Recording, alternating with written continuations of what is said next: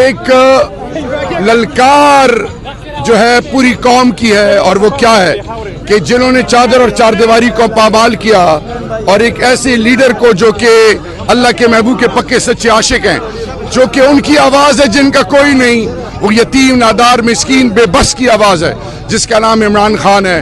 اس کے لیے لوگ آپ حیران ہوں گے، کوہاٹ سے جتنا بڑا قافلہ نکلا، آپ کو ساری فوٹیجز مل جائیں گی۔ اس کے علاوہ شاید ہی کوئی ضلع، تحصیل، ولیج کاؤنسل ہو کہ جہاں سے لوگ، اور یقین جانیے ان تمام سخت مسائل کے باوجود جب مہنگائی عروج پہ ہے اور خوف اور ظلم کا بازار گرم ہے، تو میں خاص کر عمران خان کے بعد سوشل میڈیا کو، کی بورڈ واریئرز کو، ILF کو اور ورکرز کو، خاص کر ہماری مائیں بہنیں بیٹیاں اور پنجاب کو سلام ہے کہ جس عظمت اور غیرت کا انہوں نے مظاہرہ کیا ہے، یہ ابھی آپ انشاءاللہ دیکھیں گے۔ ہمارا ہونے کا یقین اللہ سے اللہ میں سرخرو کرے گا۔ سٹینڈ مارک ڈاؤن مائی ورڈز انشاءاللہ۔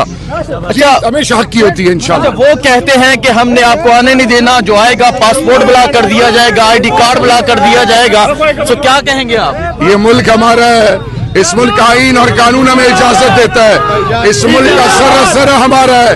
رہی بات، لوگوں نے بڑی بڑی باتیں کی تھی، اللہ وہ اللہ جو ابراہیم علیہ السلام کو ہاتھ میں بچانے والا ہے۔ اللہ سے ہونے کا یقین، عمران خان اللہ کے محبوب کے پکے سچے عاشق ہیں، ایک ایسی آواز ہے جو حق کی آواز ہے۔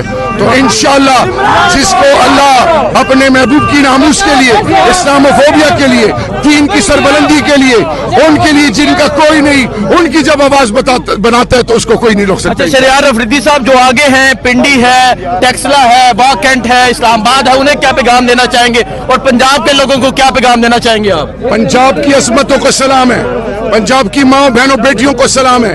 جتنے پارلیمنٹیرینز ہیں ان کی تسلیل کی گئی، ان کے کاروبار بند ہوئے۔